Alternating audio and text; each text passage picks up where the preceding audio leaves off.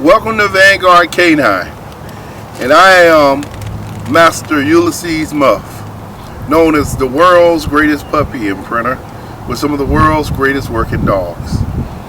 Today we're going to talk about prey drive, how to unlock the hidden prey drives in your dog, how to get your dog to be obsessive with playing the game.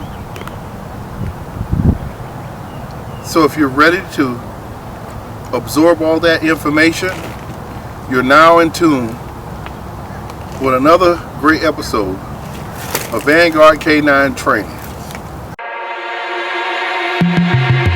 Welcome to Vanguard Canine. And I am Master ULYSEEMUFFJR, known as the world's greatest puppy imprinter, with some of the world's greatest working puppies that you can find online today.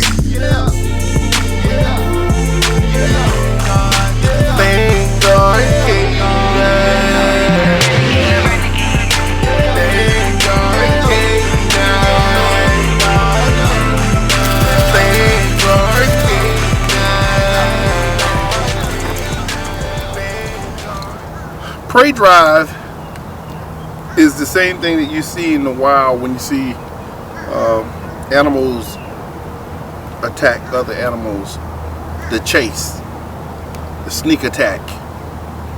And that's what you want to kind of do to get the puppies to play in the game, to get them interested in the game. You got to make it exciting.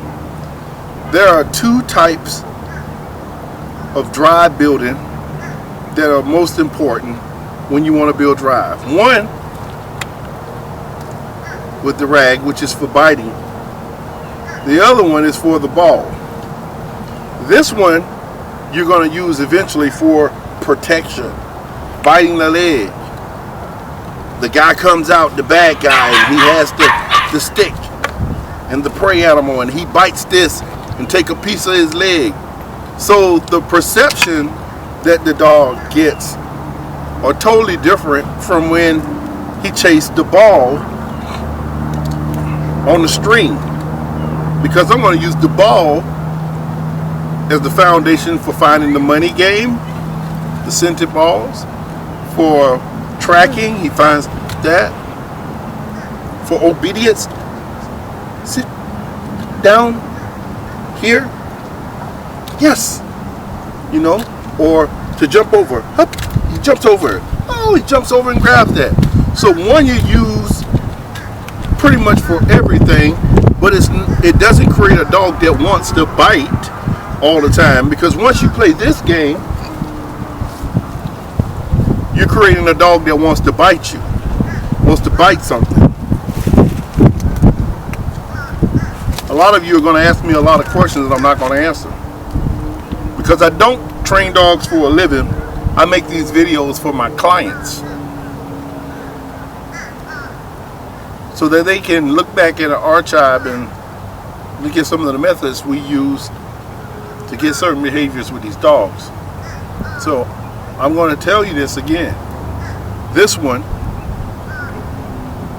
is going to create the bite for protection, and this one on the string for prey, you're going to use the foundation of your obedience, your searching, your tracking, your agility. This one is used and perceived in a different light.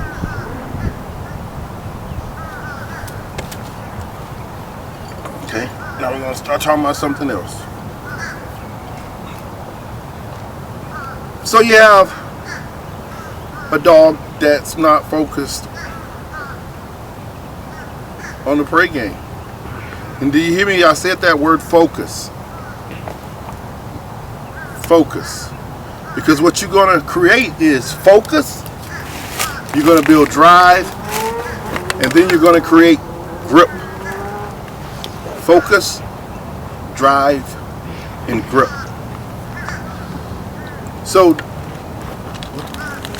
in order to get the puppy to chase it, we got to create focus. Even if that means you have to go somewhere where it's solitude. No distractions. when you're starting obedience, I don't care if you don't even use any of my methods, anything you've ever taught your dog, the way you got him to absorb the information, him or her to absorb the information, was the focus. You first got to build focus. You have some puppies that don't even need focus. They just want to bite, so they come out snapping. So the focus of the sneaky animal is the prey game. What is that? We either have to make this exciting, or we have to trick them by putting something inside that they want, and then make it exciting and roll it out. He pounces on it. So that's prey. I want to pull out two puppies, one that has no desire to play any prey game whatsoever, but he has prey drive in him because I bred him. I just hadn't tapped into his genetics and opened up that game.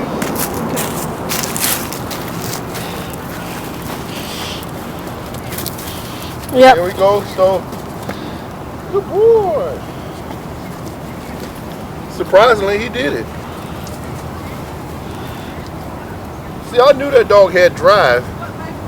It's about when he was going to do it. So this dog has drive. He just doesn't like to be on a lead with a collar on his neck. He would do better on a tie out for a while and a harness. So when dogs don't display what we want them to display, we have to figure out what's going on in the dog's head, why he can't excel or perform at his fullest ability. It's always something that's causing the dog not to perform. We just have to take the time to figure it out. Now this dog has drive and it doesn't look good, and he has to build his grip, and we have to create focus for the game. So what he lacks is focus for the game. He lacks the grips, but he does have drive. And actually, he's bananas for it. He just don't know how to respond to it yet. Now we're pulling out his litter-mate brother, who has focus for the game. So look how focus look, and a lot more time invested in the dog versus a dog that doesn't have focus yet. And this dog hasn't had much time with playing this bite game at all either. But his focus is more stronger. His grips are there. But his driving is in his bananas as his brother. It's not as elevated as his brother for the game. One is focused and one is not. But they have the same drive. In actuality, the one that looks like he has no drive has a lot more explosive drive than the one that is focused. So focus, drive, and grip. You build focus, you create drive. Then you work on the grips. You mix them all together, you have an awesome dog that can perform.